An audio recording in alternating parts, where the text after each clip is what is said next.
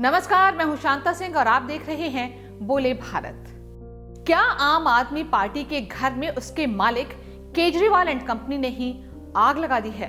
अगर 10 साल पहले 67 सीटें जीत लेना केजरीवाल के भारतीय राजनीति के आसमान में एक नक्षत्र की तरह चमकने की उम्मीद थी, तो क्या आज दिल्ली का ताज और अपनी विधायकी तक गंवा बैठे केजरीवाल का वर्तमान उनके डूबते सितारे का प्रतीक है? इसका हम आज विश्लेषण करेंगे।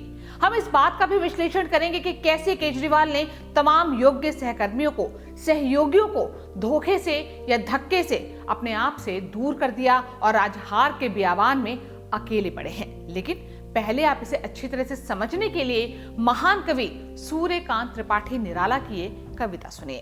कविता है, राजा ने अपनी रखवाली की, किला बनाकर रहा, बड़ी बड़ी फौजें रखी, चापलूस कितने सामंत आए, मतलब की लकड़ी पकड़े हुए, कितने ब्राह्मण आए, पोथियों में जनता को बांधे हुए।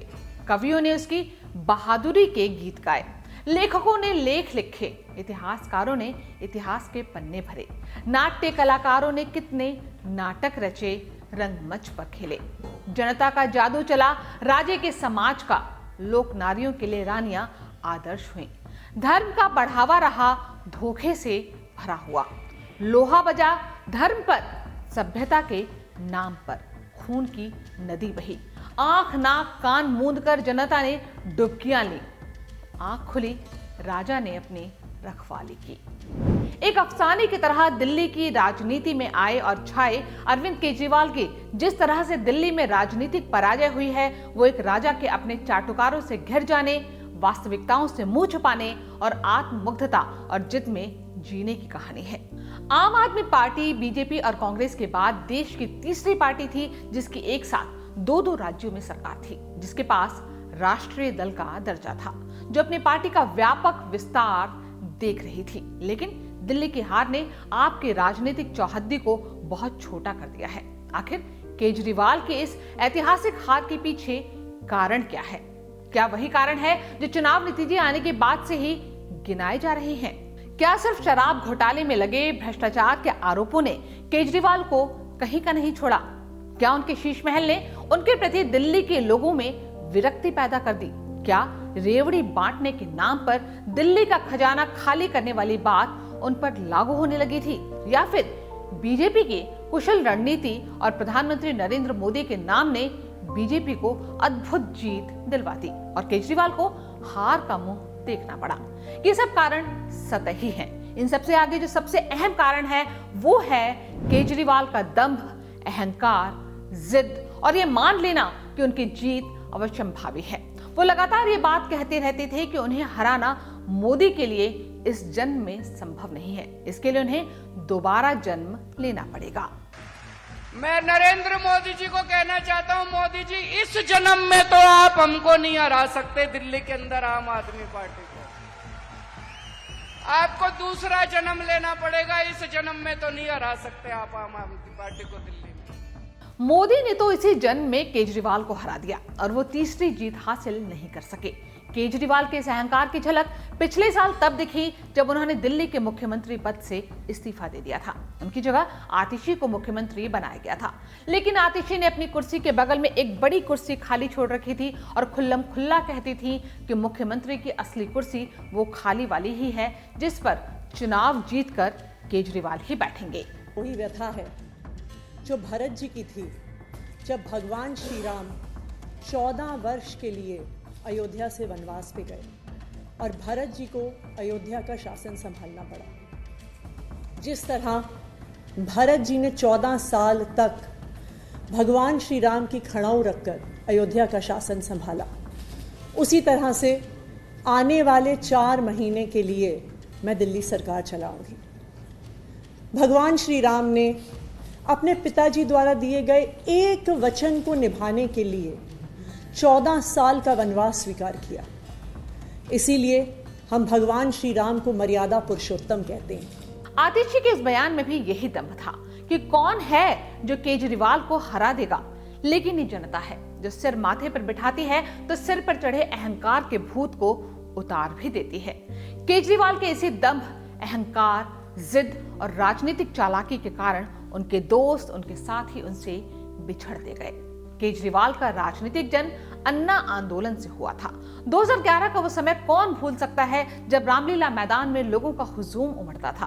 मंच पर झक सफेद कुर्ता धोती पहने हुए अन्ना हजारे पड़े होते थे और सामने होती थी लाखों की भीड़, और इन सबके बीच सबके सिर पर सफेद रंग की टोपियां ही टोपियां होती थी जिन पर लिखा होता था आई एम अन्ना, यानी कि मैं भी अन्ना।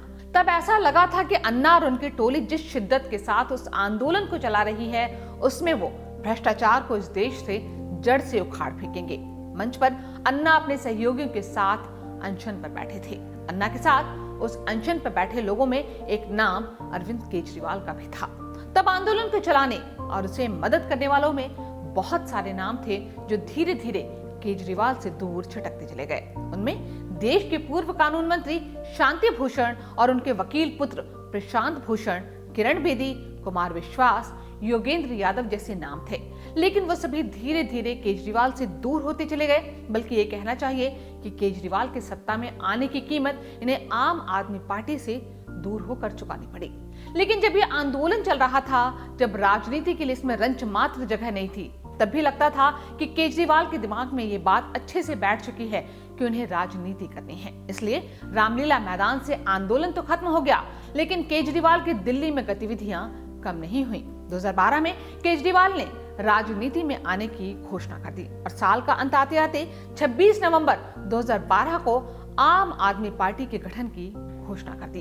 तब अन्ना ने पार्टी बनाने का विरोध किया था, लेकिन केजरीवाल एंड कंपनी पार्टी बनाने पर अड़ी हुई थी। खास बात यह है कि बाद में जिन शांति भूषण, प्रशांत भूषण, कुमार विश्वास, योगेंद्र यादव जैसे लोगों को केजरीवाल ने दूध में पड़ी मक्खी की तरह पार्टी से निकाल फेंका था, उन सब लोगों ने यही माना था कि केजरीवाल का राजनीतिक दल बनाना और उसके जरिए सत्ता के दर पर दस्तक देना सही है। बल्कि शांति भूषण ने उस वक्त 1 करोड़ रुपए देकर केजरीवाल को पार्टी बनाने में मदद की थी। तब केजरीवाल ने उन महान आदर्शों की दुहाई दी थी जिनकी उंगली पकड़कर वो राजनीति में उतर रहे थे।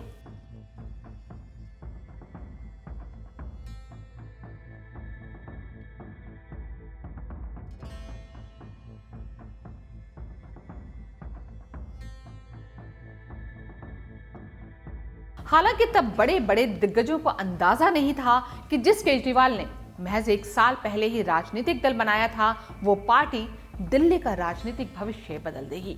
2013 के विधानसभा चुनाव में आम आदमी पार्टी ने 28 सीटें जीत ली। हालांकि नंबर 1 पर तब भी बीजेपी थी, लेकिन 31 सीटों के साथ वो बहुमत से पीछे थी। जहां आम आदमी पार्टी को 28 सीटें मिली, वहीं केजरीवाल ने नई दिल्ली सीट पर तत्कालीन मुख्यमंत्री शीला दीक्षित को हरा दिया था।